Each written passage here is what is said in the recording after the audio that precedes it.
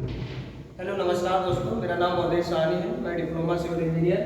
ठीक है, आज हम लोग जाने का आज का मेरा जो मेन टॉपिक है, how to calculate quantity of cement sand and aggregate in slab casting.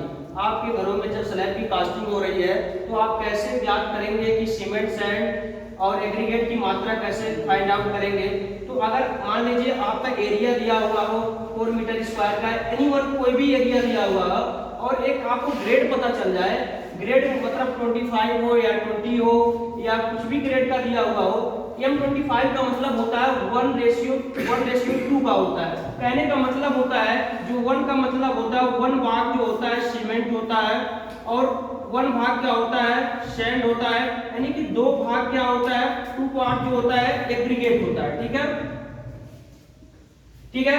अगर थिकनेस आपको स्लैब की थिकनेस पता हो, अगर mm में दिया हुआ हो, ठीक है, तो अगर हमको वेट वैल्यू ज्ञात करना हो तो mm को पहले हम दोनों यूनिट के एरिया को और जो थिकनेस ऑफ स्लैब की दोनों के यूनिट क्या करेंगे, हम लोग सेम करेंगे। यहाँ पर 150 mm दिया हुआ है तो इसको हम लोग क्या करेंगे मीटर में चेंज करने के लिए 1000 से क्या करेंगे भाग देंगे। तो भाग देंगे तो भाग देने पर कितना आया, वो 0.15 मीटर आ गया। ठीक है, वेट वैल्यू निकालने के लिए क्या करते हैं, जो एरिया इनटू जो थिकनेस से हम गुणा कर देंगे तो हमारा वेट वैल्यू निकल जाएगा। वेट वैल्यू जब निकल जाएगा तो ड्राई वैल्यू निकालते हैं। ड्राई वैल्यू जो होता है 1.52 into wet value, wet value का जो होता है 1.52 गुना होता है। ठीक है, यहाँ से 1.52 इनटू अगर वेट वैल्यू से हम मल्टीप्लाइकेशन कर देंगे तो हमारा ड्राई वैल्यू निकल जाएगा।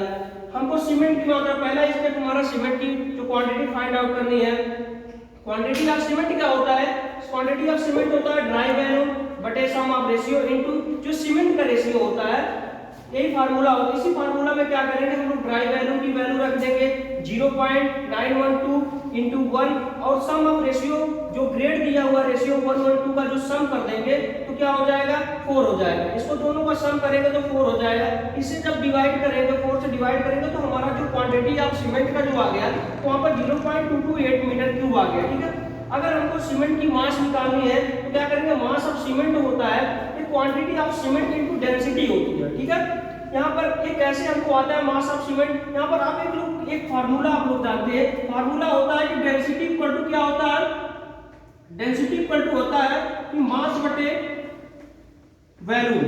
ठीक है, यहां से अगर मास निकालना हो तो क्या करेंगे हम लोग, मास इक्वल टू होता है, हो जाएगा यहां से क्रॉस मल्टीप्लिकेशन करेंगे तो हो जाएगा डेंसिटी इनटू वैल्यूम। यहां से यही फार्मूला लगाएंगे, जो डेंसिटी अगर वैल्यूम दिया हो तो हम सीमेंट की क्या करेंगे मास ज्ञात कर लेंगे। यही होगी quantity of cement into density of cement जो होता है, यहां से वैल्यू रखेंगे क्वांटिटी ऑफ सीमेंट की 0.228 इनटू जो सीमेंट की डेंसिटी होती है, ये हमको पता रहता है कि जो सीमेंट की डेंसिटी होती है वो 1440 केजी प्रति मीटर क्यूब। कहने का मतलब इसका अर्थ होता है कि 1 मीटर क्यूब जो सीमेंट की डेंसिटी होती है, अगर कोई भी अगर हमारा पात्र हो, अगर 1 मीटर इसकी जो चौड़ाई हो, अगर 1 मीटर इसकी ऊंचाई और 1 मीटर इसकी जो चौड़ाई इसकी लंबाई हो, अगर 1 मीटर उसकी डेप्थ हो तो सीमेंट की डेंसिटी होगी और 1440 केजी प्रति मीटर क्यूब होगी। जो उस पात्र में सीमेंट का जो वेट होगा वो 1440 केजी आएगा। यहाँ से हम वैल्यू इस मतलब सूत्र में क्या करेंगे पुट कर देंगे 0.2, यहाँ पर कैलकुलेट करेंगे मल्टीप्लाइकेशन करेंगे तो 328.32 केजी क्या आ जाएगा, यहाँ पर सीमेंट का क्या आ जाएगा मास आ जाएगा। ये केजी में है। अब बैग ऑफ सीमेंट निकालते हैं। हम जानते हैं कि जो एक बैग में जो होती है 50 किलो जो होता है, 50 केजी जो होता है सीमेंट आता है। ठीक है, बैग ऑफ सीमेंट निकालने के लिए करेंगे मास ऑफ सीमेंट बटे 50 कर देंगे तो यहाँ से क्या करेंगे भाग दे देंगे तो 6.56, ये क्या आ गया सीमेंट आ गया, यानी कि अप्रोक्सीमेट जो हो जाएगा हमारा 7 बैग हो जाएगा। इसी प्रकार से ऐसे ही फार्मूला लगा करके हम क्या करेंगे, so sell be quantity of sand and aggregate की हम ज्ञात कर लेंगे।